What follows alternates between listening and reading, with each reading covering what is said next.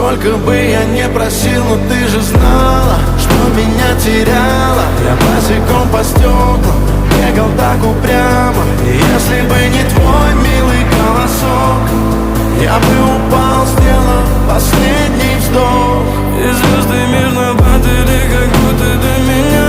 Я каждый раз загадывал тебя не потерять, но больше не могу, я просто мучаю себя.